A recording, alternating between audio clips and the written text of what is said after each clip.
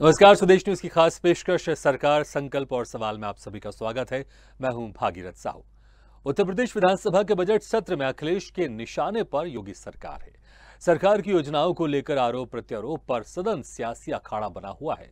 महंगाई, कानून व्यवस्था, किसान, शिक्षा के साथ ही बजट को लेकर सपा नेता प्रतिपक्ष अखिलेश यादव ने जमकर हमला बोला। अखिलेश यादव ने बजट को बंटवारा बताया, किसानों को धोखा देने वाला बजट बताया। कहां कहां निवेश हुआ सरकार नहीं बता पा रही है। अखिलेश ने कहा कि जो बजट पेश किया गया है वो कहां खर्च किया जाएगा, जिस पर मंत्री बृजेश पाठक ने पलटवार किया। कहा कि समाजवाद और समाजवादी का मतलब लोहिया और नरेंद्र देव जी हैं, लेकिन अब समाजवादी में जवानी कुर्बान का नारा चलता है। समाजवादी में मंत्री नेता पैर दबाकर कैबिनेट मंत्री बनते थे। अखिलेश ने कहा कि उत्तर प्रदेश में सरकारी अस्पताल का बुरा हाल था। पहले उत्तर प्रदेश में घुसते ही गड्ढे मिलते थे, लाइट नहीं थी, लेकिन अब उत्तर प्रदेश बदल रहा है, विकास की नई इबारत लिख रहा है। अखिलेश यादव ने क्या कुछ कहा सदन में, आइए आपको सुनाते हैं, और किस तरह से घेरा उन्होंने सरकार को। उनका डेट खत्म करने के लिए सरकार ने पैसा ले लिया, उनकी बैलेंस शीट क्लियर कर दी थी। आज फिर 70,000 करोड़ के लगभग के घाटे में पहुंच गया बिजली विभाग। जो प्राइमरी एजुकेशन है वो ध्वस्त हो गई, जो हायर एजुकेशन है उसके लिए कोई इंफ्रास्ट्रक्चर नहीं है, जो वाइस चांसलर अपॉइंटमेंट है वो जात के आधार पर अपॉइंट हो गए हैं। तो ये तमाम सवाल है जिसका जवाब सरकार को देना चाहिए। समाजवादी पार्टी को ही विस्तृत रूप से हमें बताने के लिए किया। साथियों, हम सब जानते हैं, चूंकि अभी जून आने वाला, मई की छुट्टी चली रही बच्चों की, हमें बचपन के दिन याद आते हैं जब गांव में छुट्टियां होती थीं तो मनोरंजन के साधन इस प्रकार के नहीं थे। गांव में बहुरूपी आते थे, तरह तरह का भेष धर करके आते थे। वही व्यक्ति पहले दिन लैला मजनू बनकर के आता था, वही व्यक्ति दूसरे दिन हीर रांझा बनकर के आता था, और वही व्यक्ति अगले दिन बड़ा डाकू बनकर के आता था, और पांचवें दिन वही व्यक्ति पुलिस की वर्दी में दरोगा बनकर के आता था। मित्र, समाजवादी साथी जो इस बात प्रकार का भाषण कर रहे हैं, ये पूरी तरह से नकली समाजवादी, नकली समाजवाद को। तो सरकार संकल्प और सवाल, एक तरफ सरकार संकल्प करके बताना चाहती है कि उनका क्या कुछ प्लान है आने वाले दिनों में उत्तर प्रदेश को लेकर, तो वहीं विपक्ष लगातार सरकार पर सवाल उठा रहा है। इस चर्चा पर हमारे साथ जो मेहमान मौजूद है, मैं उनका तारुफ करवा देता हूं।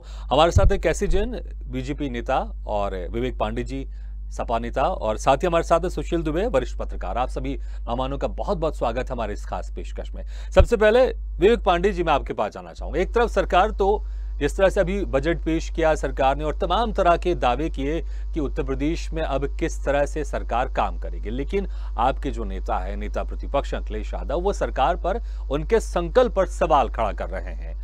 हम भी आपसे रिएक्शन जानना चाहेंगे कि आपके भी कितने सारे सवाल हैं, क्योंकि केसी जैन साहब यहां पर मौजूद हैं, क्योंकि आपके नेता ने तो सरकार पर सवाल खड़े कर दिए हैं, और लगातार जो मंत्री बृजेश पाठक ने उसका जवाब भी दिया है कि किस तरह से आप लोग की सरकार में उत्तर प्रदेश के हालत थे, और जब से बीजेपी की सरकार आई है उत्तर प्रदेश में हालात कितने अच्छे हो गए।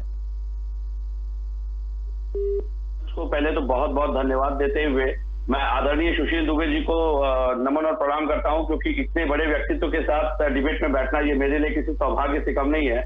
और इसके साथ केसी जैन जी व अन्य पैनलिस्टों के अनुमति के साथ मैं अपनी बात को शुरू करता हूं। मैं बहुत ही अचंभा होता है मुझे देख करके कि जब बजट प्रस्तावित किया गया, छठवां बजट है, और जिस तरह से शून्य कार्यकाल कहता हूं, पहले कार्यकाल को हमेशा मैं ये 1.0 कहते हैं, मैं उसे 0.1 कहता हूं, क्योंकि जिस तरह से पूरी निर्भरता अधिकारियों के ऊपर रही, क्या वो बजट जो थे जमीनी हकीकत में साकार स्वरूप दिखाई दिए? इस सवाल को इस तरह से देखते हैं। इन्होंने सबसे पहले कार्यकाल में जो इन्वेस्टर समिट की थी, उसमें 4.28 लाख करोड़ के उत्तर प्रदेश में निवेश की योजना के साथ 1045 MOU साइन करवाए, जिसमें आज तक ये हमको ये ना बता पाए कि 2 मोबाइल कंपनियों के नाम छोड़ करके कितने उद्योग उत्तर प्रदेश की धरातल पे अवतरित हुए। पहली बात। दूसरी बात, इन्होंने खेल से जुड़ी इस बजट में योजना रखी 95 करोड़ स्टेडियम के लिए, और 700 करोड़ मेजर ध्यानचंद स्टेडियम पे खर्च करेंगे, 95 करोड़ वाराणसी के स्टेडियम पे खर्च करेंगे। मेरा सवाल इनसे ये है, ये बजट जो आपने कागजी दिखाया हमें स्टेडियम के इंफ्रास्ट्रक्चर के नाम पे, जो वहां पे ट्रेनिंग देने वाले टेक्निकल ऑफिशियल्स हैं, कोविड था, लगातार 2 साल कोविड बंद रहा, उदाहरण के लिए लेते हैं बैडमिंटन ऑफिशियल। 2 साल ये बैडमिंटन ऑफिशियल जिनको सैलरी नहीं मिलती, जो अलग अलग स्टेट को, क्लब को रिप्रेजेंट करते हैं नेशनल, स्टेट लेवल पे, इंटरनेशनल लेवल पे, क्या सरकार ने कभी इनके बारे में सोचने की कोई गुरेज की, कवायद की? या स्पोर्ट्स कॉलेज है लखनऊ में इतना बड़ा, क्या आपने कभी देखा कि ये जो पर मैच इनको मेहताना कह सकते हैं, चाहे पर मैच का जो इनको कॉम्पनसेशन दिया जाता है, क्या आपको नहीं लगता कि इस बजट में इन लोगों को भी पूरी तरह से नियुक्त किए जाने का, इनको सैलरी दिए जाने का प्रावधान देना चाहिए था? ये कागजी बजट बनाते हैं, इनके बजट जो है हवा के गुब्बारों की तरह है। दिखने में तो बहुत बड़ा होता है, बहुत आकर्षक होता है, बहुत कुछ होता है, लेकिन जमीनी हकीकत पे उस क्षेत्र से जुड़े लोगों के लिए कुछ नहीं होता है। आज सदन में जो भी बात उठाई गई, जब सदन में इस बजट की चर्चा चल रही थी, उसी क्रम में 69,000 शिक्षक भर्ती के युवाओं पे लाठीचार्ज की गई इको गार्डन में। मैं कहता हूं कि ये भी आपने डंके की चोट पे कहा हमने इतनी नौकरियां दी, हमने इतनी नौकरियां दी। अगर आपने नौकरियां दी होती तो आज ये 69,000 शिक्षक भर्ती जो मात्र एक उदाहरण के स्वरूप में सामने आया, इसके बच्चे वहां इको गार्डन में लाठी खा रहे होते। लाठियां सरकार कब चलाती हैं? जब वो अपने आप को अपमानित महसूस करती है, जब वो अपने आप को दोषी महसूस करती हैं, जब उनके अंदर कुंठा का भाव होता है, जब संकीर्णता का भाव होता है। वो निहत्थे बच्चे, जब आप और हम इस समय डिबेट कर रहे हैं, कई बच्चे चोट का अपने इलाज करवा रहे हैं। मेरा ये पूछना है, क्या राष्ट्रीय पिछड़ा वर्ग की आयोग की रिपोर्ट को ये सरकार नकारने की हिम्मत करती है सदन में? क्या सरकार ने अभी तक, अगर ये रिपोर्ट गलत थी राष्ट्रीय पिछड़ा वर्ग आयोग की, तो क्या इस सरकार ने जिन नौकरियों आंकड़ों को 69,000 शिक्षक भर्ती इन्होंने आंकड़ों में जोड़ लिए, इन्होंने बता दिया कि हमने जो नौकरियां दी उसमें 69,000 शिक्षक भर्ती भी है, इन्होंने बता दिया 2486 यूपीएसआई 2016 की भर्ती भी हमने की। ये नहीं बताया होगा 4 करोड़ रुपए खर्च करके वो बच्चे सुप्रीम कोर्ट से अपनी नियुक्ति पत्र लेकर के आए थे, आदेश। उसके अलावा 32,022 गणित विज्ञान शिक्षक भर्ती, 4,000 उर्दू शिक्षक भर्ती, ये सब आधार में लटके हुए हैं। इनके बजट की जो प्रारूप होते हैं वो केवल, मैंने कहा ना, एक ख्याली गुब्बारों की तरह है, जो देखने में बड़ा आकर्षक लगता है, देखने में बड़ा मजबूत लगता है, लेकिन माफ कीजिएगा, पूर्वाग्रह की मानसिकता से ग्रसित कोई भी बजट योजना, चाहे वो आपकी प्रशासन की संरचना हो, वो आम इंसान को लाभ नहीं पहुंचाती। चलिए विवेक जी, बहुत सारे सवाल आपने यहाँ पर खड़े कर दिए हैं। केसी जैन साहब, जितनी शिद्दत से अखिलेश यादव ने सदन में आपकी सरकार को घेरा, उतनी शिद्दत से ही विवेक पांडे साहब ने भी तमाम तरह के सवाल खड़े कर दिए। जवाब तो देना पड़ेगा आपको, क्योंकि विवेक पांडे साहब भी कागजी बजट बता रहे हैं इस बजट को, और अखिलेश यादव ने सदन में कहा ही है कि ये बजट नहीं, बंटवारा है और कोई खास कुछ नहीं है इसमें। जो संकल्प पत्र में आप लोग ने कहा था और जो बजट में आप कर रहे हैं, उसमें कोई समावेश नहीं, उसमें कोई समानता नहीं है। देखिए, ये कथनी और करनी में अंतर पिछली पार्टियों की सरकारों में हुआ करती है। अब जो ये बजट लाया गया है, इसमें चाहे किसानों की योजनाओं को लेकर के हो या शिक्षा को लेकर के हो, खेल की अभी चर्चा की उसको लेकर के हो, और या इंफ्रास्ट्रक्चर के डेवलपमेंट के लिए हो, तो हर चीजों का समावेश में किया गया है। आप देखिए कि हमारे देश में जिस प्रकार से महिलाओं की लगातार अवहेलना हो रही थी, तो अगर महिलाओं को 500 रुपए से बढ़ा करके 1,000 रुपए वृद्धा पेंशन योजना अगर की गई है, तो उसके लिए बजट जो 3,500 करोड़ का बजट हुआ करता था, वो 7,000 करोड़ रुपए का बजट उनके लिए निर्धारित किया गया। तो कुल मिलाकर के इसी तरीके से लगभग जो बजट में जितना प्रावधान अतिरिक्त किया गया है, उसके लिए उस पैसे की भी व्यवस्था की गई। तो बजट के हिसाब से भी कोई पैसे की कमी नहीं आने दी जाएगी उत्तर प्रदेश के विकास के लिए, और जो जरूरत पड़ेगी तो केंद्र से भी सहयोग लिया जाएगा। दूसरी बात ये कि आज जो चर्चा हुई, आज हम लोग अगर एक एक योजनाओं पे चर्चा करेंगे तो उससे सदन पे चर्चा हुई है। सदन में जो विभाग के मंत्री हैं उन्होंने पूरा जवाब भी दिया है और उनके पास पूरा लेखा जोखा भी है। और आज हम लोग जो चर्चा कर रहे हैं, आधे घंटे में सदन वाली चर्चा तो पूरी नहीं कर सकते यहाँ पे, कि बजट के एक एक पॉइंट पे एज ए मंत्री नहीं, बिल्कुल देखिए, बजट की वर्तमान पहले भी चर्चा कर चुके हैं। हम आज उस अंदाज की बात करेंगे, और जिस तरह से अखिलेश यादव ने घेरा है आपकी सरकार को लेकर और बताया है कि जो बजट आपने पेश किया है उसमें ऐसा कुछ खास नहीं है, और जिस तरह से वो लगातार सरकार को घेरते चले आ रहे हैं और नेता प्रतिपक्ष की भूमिका बेहतर तरीके से निभा रहे हैं वो। नहीं, देखिए, नेता प्रतिपक्ष है और विपक्ष को अपनी भूमिका निभानी भी चाहिए, और भारतीय जनता पार्टी तो हमेशा से ये कहती आई है जब हम विपक्ष में थे तब भी हम ये कहते थे, आज सत्ता में तब भी ये चीज कहते हैं कि जितनी भूमिका देश और प्रदेश के विकास में सरकारों की होती है और उससे अगर ठीक से सकारात्मक रूप से काम करें। विवेक जी, मैं आऊंगा आपके पास, सुशील दुबे जी के पास हम जाएंगे, उसके बाद मैं आऊंगा आपके पास। विपक्ष केवल और केवल नकारात्मक राजनीति कर रहा है। अखिलेश जी का जो बयान था पहले दिन सदन में चर्चा के दौरान, जो उन्होंने छीटाकशी की, रे बे तू करके जिस प्रकार से बात की, तुम तड़ाक की जो भाषा शैली का इस्तेमाल किया और अपने जो बिल में छुपे हुए बैठे हुए गुंडे थे उनको बाहर आने के लिए उद्वेलित किया कि अगर हम इस तरीके की भाषा इस्तेमाल हम कर सकते हैं, तुम लोग क्यों नहीं कर सकते हो। तो अपने जो छुट्टा सालों की जो शैली एक इन्होंने वक्तव्य दिया था 2012 के चुनाव में कि हमने छुट्टा साड़ पाल रखे हैं, उन छुट्टा साड़ों को ये बाहर निकालने के लिए उद्वेलित हो रहे हैं कि ये बाहर निकले। लेकिन भारतीय जनता पार्टी की सरकार है, लॉ एंड ऑर्डर को मेंटेन करना सरकार का काम है। सरकार बिल्कुल कैसीजन साहब, ये आपकी जिम्मेदारी है। और जिस तरह से बजट पेश करने के बाद नेता प्रतिपक्ष अखिलेश यादव ने सवाल उठाए हैं, तो आपको अपने तर्कों से इसको डिफेंड जरूर करना होगा। बिल्कुल, मैं आऊंगा आपके पास, कैसीजन साहब मैं आऊंगा आपके पास। जब तक जी पहले दिन हुआ वही आज भी करते रहे, वो बताते रहे ये सड़क हमने बनवाई थी, नहीं बिल्कुल देखिए, इसलिए मैं जब आपके पास दोबारा आऊंगा, आप कुछ चीज जनता को बताइएगा कि जो संकल्प पत्र में आप लोग ने कहा था, जो दावे किए थे आपने कि क्या क्या आप करने वाले हैं और इस बजट में किस तरह से प्रावधान किया गया, वो आप बताइएगा। मैं आऊंगा आपके पास दोबारा।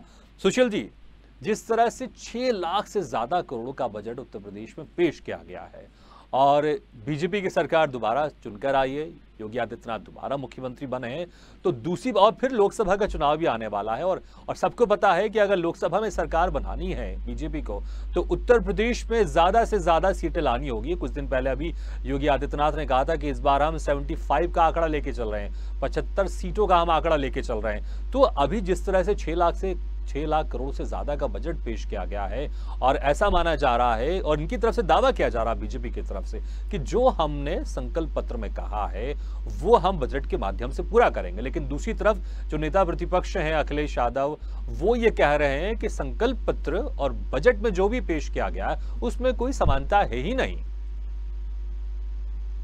एक तो मित्र, आपने जो मुझे अभी सम्मान दिया शुरू में, उसके लिए मैं आपका हृदय से आभारी हूँ।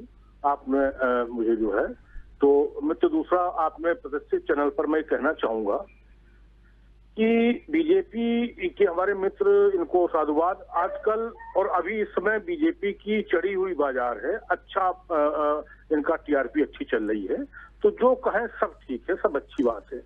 लेकिन जो आपने अभी शुरू में सवाल, बड़ा अच्छा सवाल उठाया था, पिछली बार भी कितने लाख के एमयू हुए थे, कितने बड़े बड़े दिग्गज उद्योगपति देश भर के आए थे, लाल रेड कारपेट बिछी थी और उन्हीं अधिकारियों ने जिन्होंने उस समय पूरा इंतजाम किया था, मुझे लगता है आज भी वही अधिकारी पूरे इंतजाम को अपने ग्रिप में लिए हुए हैं।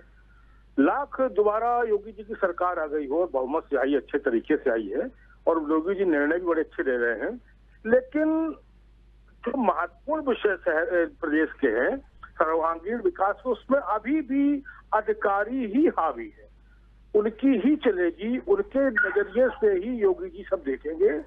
वरना आप ये बताइए, आज ब्रजेश पाठक जी स्वास्थ्य पे उन्होंने रुपया दिया, स्वास्थ्य शिक्षा सबसे बड़ा बजट का वो होता है, भूमिका होती है उसके। लेकिन आप देखिए, पिछले 2 महीने से ब्रजेश पाठक स्वास्थ्य मंत्री प्रदेश के प्राण दिए पड़े हैं, अस्पताल में, सीएससी में, बड़े अस्पताल में, छोटे अस्पताल में।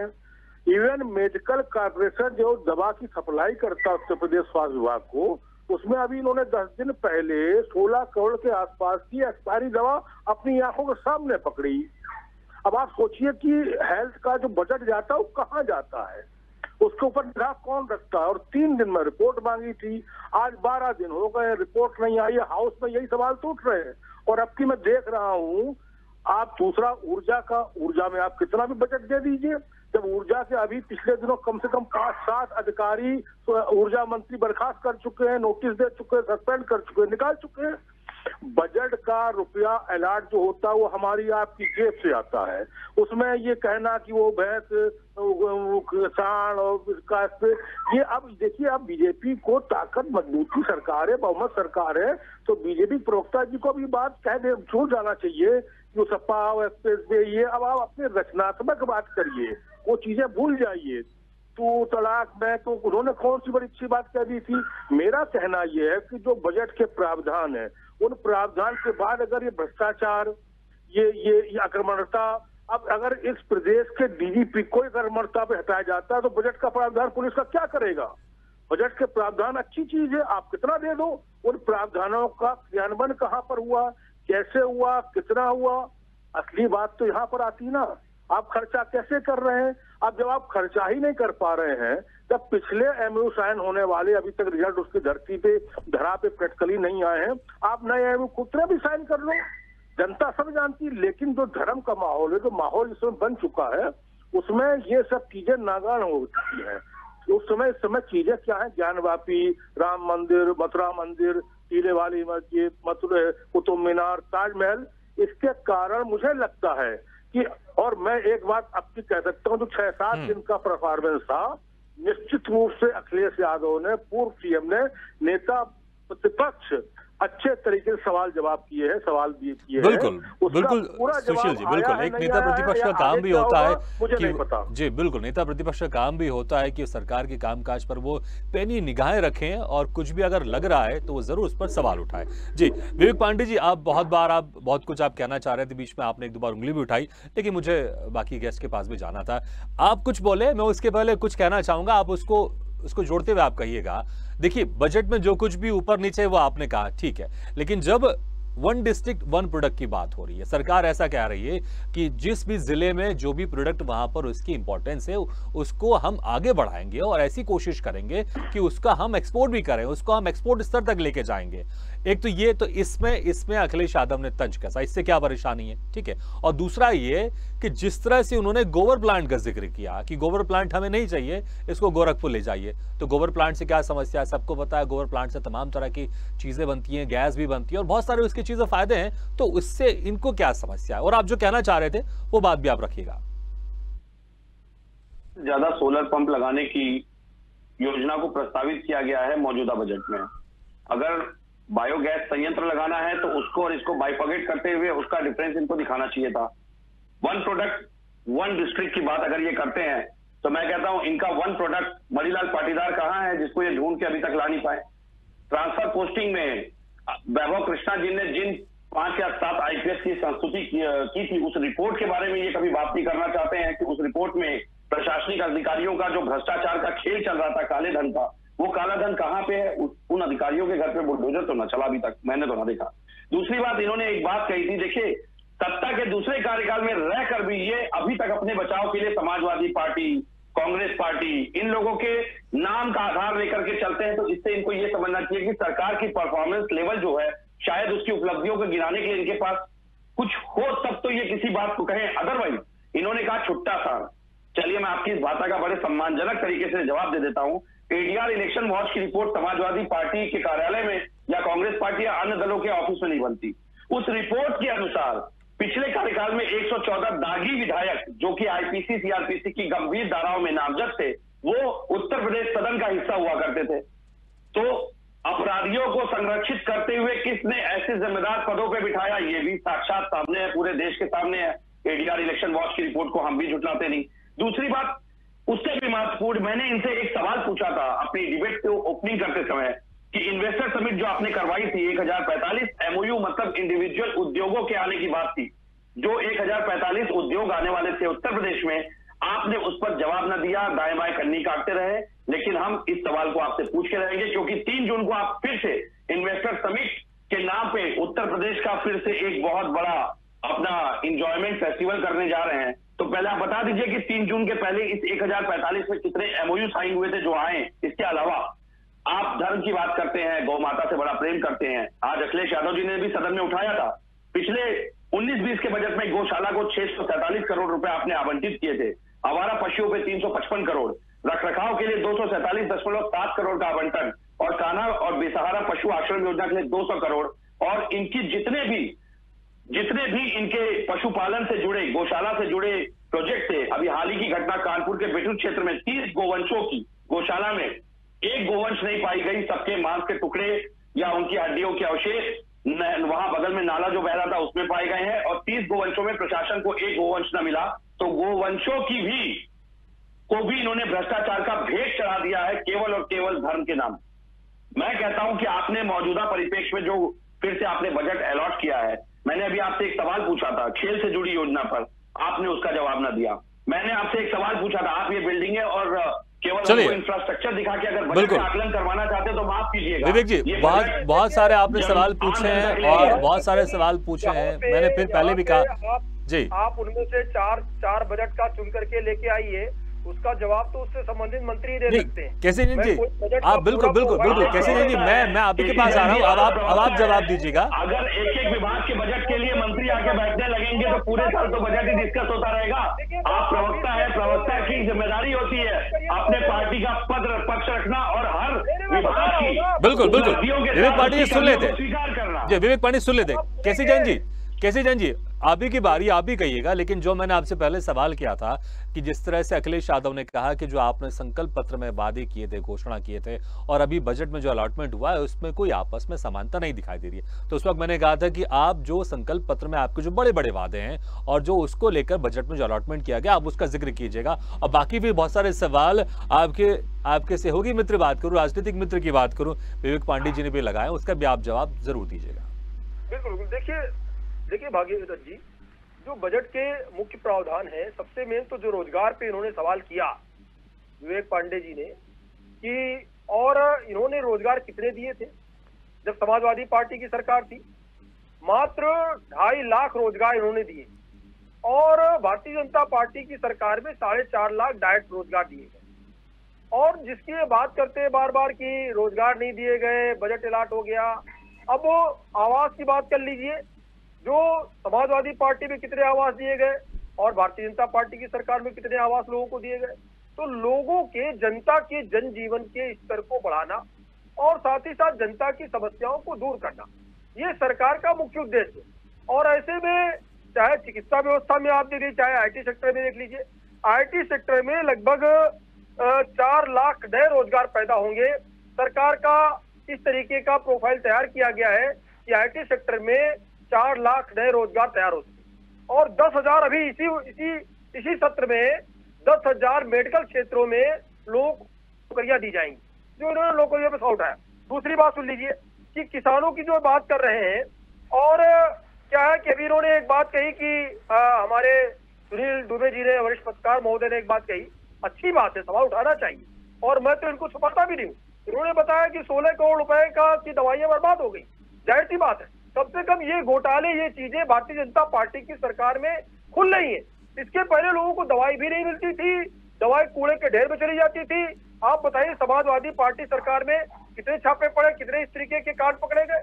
तो कांड करने वाले तो वही लोग हैं ना, दवाइयों को बर्बाद करने वाले, सप्लाई न करने वाले या उसमें घोटाला करने वाले तो वही अधिकारी, वही लोग हैं। और कहाँ बैठे रहे वो लोग? तब तो सवाल नहीं उठा कि उनकी समाजवादी पार्टी सरकार में कोई जांच ही नहीं होती थी, पता नहीं चलता था। अरे इसमें तो 16 करोड़ की दवाइयां मिली, हो सकता है उसमें 100 करोड़ की दवाइयां कूड़े के ढेर में चली गई, पता ही नहीं चला कि कहाँ दवाई सप्लाई हुई, कहाँ से दवाई आई। तो अगर कोई अच्छा काम हो रहा है, केसी जैन जी, ये दवाइयां आपके कार्यकाल में बनाई गई थी 5 साल पहले। चलिए जी, एक कमेंट हम सुशील दुबे जी से भी ले लेते हैं। जी केसी जैन जी, एक कमेंट हम सुशील दुबे जी से भी ले लेते हैं। बहुत सारे आपने सवाल भी उठा दिए। अब सुशील दुबे जी से हम जवाब भी ले लेते हैं, वो भी बहुत कुछ कहना चाहेंगे। सुशील दुबे जी, सुशील दुबे जी, जो जी हमारे दोनों केसी जैन जी, विवेक भाई दोनों सम्मानित प्रवक्ता हैं। मैं इनसे खाली इतना कहना चाहूंगा कि इस बजट में लाखों रुपए का प्रावधान हुआ है, अच्छी बात है, लेकिन पिछले 5-6 साल से एक बहुत बड़ा प्रोजेक्ट उत्तर प्रदेश का, तो उत्तर प्रदेश की शान है, लखनऊ में जयप्रकाश नारायण अंतरराष्ट्रीय कन्वेंशन सेंटर, वो अपने मुकद्दर को रो रहा है, छाती पीट रहा, आंसू बहा रहा है, उसके ऊपर झाड़ियां उगाई हैं। क्या उसके लिए 10-20-25 करोड़ रुपया नहीं बजट पे अलॉट हो सकता है? उससे कैसे खता क्या हुई है? क्या यही खता हुई है कि अखिलेश यादव की उस पर छवि और पत्थर लगा हुआ है? दूसरा, पारा थाना जो टूट के शिफ्ट हो चुका है, लखनऊ का सबसे ज्यादा दुर्घटना वाला स्थल है, मात्र 50 मीटर में हाईवे हमने सब लिखा पड़ी में, मात्र 50 मीटर के लिए मुश्किल से 50 लाख रुपए भी नहीं खर्च होने हैं। और उत्तर प्रदेश की जनता, केवल लखनऊ की नहीं, उत्तर प्रदेश की जनता को इतनी रिलीफ मिलेगी सबसे। लेकिन 50% सड़क नहीं बन पा रही हाईवे की, जेपीएल सेंटर नहीं बन पा रहा। ऐसे बजट, ऐसे एमओयू, ऐसे सेमेस्टर का क्या मतलब जब अपने संस्थान एक मेमोरेंडम बना के भेजते हैं, उसके लिए अतिरिक्त बजट पास होता है। आपको भी ये मालूम है, वो चाहे संगीत नाटक अकादमी हो, चाहे जेपी सेंटर हो, चाहे लोहिया संस्थान हो, जो भी तरीके के संस्थान है, इनके रख रखाव के लिए,